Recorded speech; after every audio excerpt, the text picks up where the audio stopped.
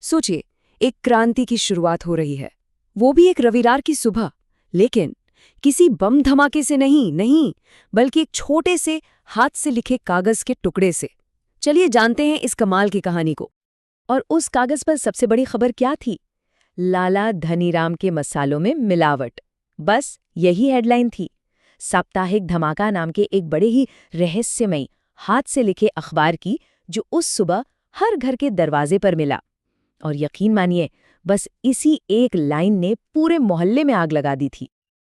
मामला सिर्फ मसालों की मिलावट का ही नहीं था। नहीं, अखबार ने तो दुकानदार के खोखले बाटों का भी भंडाफोड़ कर दिया था। मतलब हर खरीद पर कम से कम 100 ग्राम का सीधा सीधा चूना लग रहा था ग्राहकों को। तो चलिए देखते हैं कि इस पहले धमाके में और कौन-कौन से विस्फोटक राज छुपे हुए थे। ये अखबार सिर्फ बड़े बड़े घोटालों पर ही नहीं रुका था। इसमें तो हर तरह की खबरें थी। ठेकेदार हजारा सिंह के 50,000 के दहेज से लेकर हेडमास्टर साहब जो स्कूल के स्टाफ से अपने घर का काम करवाते थे वो भी था। अरे, टीचर सोहनलाल की बकाया स्कूल फीस से लेकर वीरू का अपने पिता की घड़ी चुराकर बेचना, और तो और दीनू और रमेश का स्कूल बंक करके फिल्म देखने जाना भी। मतलब किसी को नहीं छोड़ा था इन बच्चों ने। और इन बच्चों की चालाकी तो देखिए।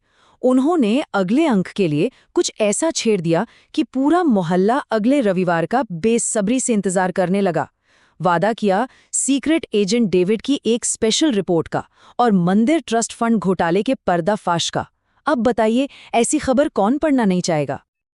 तो अखबार तो बट गया। अब देखते हैं कि इस धमाके के बाद मोहल्ले में हंगामा कैसा मचा। अखबार आते ही मोहल्ला सीधा सीधा 2 टीमों में बट गया। एक तरफ वो लोग थे जो इन बच्चों की हिम्मत की दाद दे रहे थे, खुश थे कि कोई तो सच बोल रहा है। और दूसरी तरफ वो लोग थे जिनकी सारी पोल पट्टी खुल चुकी थी, और जाहिर है वो गुस्से से आग बबूला थे और बदला लेना चाहते थे। और इसका असर तुरंत देखने को मिला। लाला धनीराम की दुकान पर लोगों की भीड़ लग गई। जब ग्राहकों ने खुद उन खोखले बाटों को देखा ना, तो जो हंगामा मचा पूछिए मत। ये सिर्फ एक खबर नहीं थी, ये तो सीधा एक्शन था।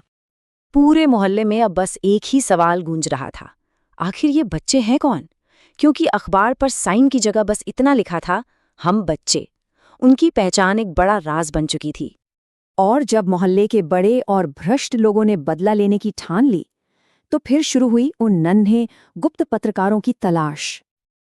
अब इन बच्चों को पकड़ने के लिए बड़ों ने क्या क्या नहीं किया। मोहल्ले के हर बच्चे की हैंडराइटिंग के सैंपल लिए गए। जो बच्चे थोड़े ज्यादा शरारती समझे जाते थे, उन पर तो बाकायदा जासूसी की गई। एक इमरजेंसी मीटिंग भी बुलाई गई, लेकिन नतीजा सिफर। पूरी तरह से फेल हो गए। सारी जासूसी धरी की धरी रह गई।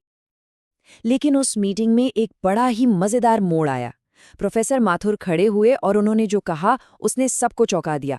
उन्होंने कहा, ये काम जो ये बच्चे कर रहे हैं, असल में हमें करना चाहिए था। मैं तो उन बच्चों को बधाई देता हूँ। बस उनके इतना कहते ही मीटिंग में और हंगामा मच गया। अब तो बड़े लोग भी आपस में बट गए थे।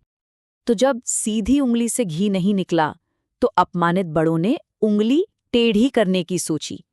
उन्होंने बच्चों को फंसाने के लिए एक बड़ा ही चालाकी भरा जाल बिछाया।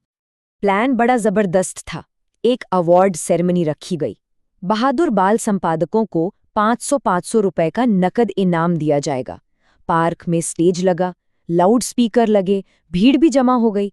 सबको लगा कि इनाम के लालच में बच्चे भागते हुए स्टेज पर आ जाएंगे। अब इंतजार शुरू हुआ। मंच पर बड़े बड़े लोग बैठे थे। एक एक पल भारी था। 2 मिनट बीते, फिर 5, फिर पूरे 10 मिनट गुजर गए, लेकिन कोई भी सामने नहीं आया। स्टेज खाली का खाली ही रहा।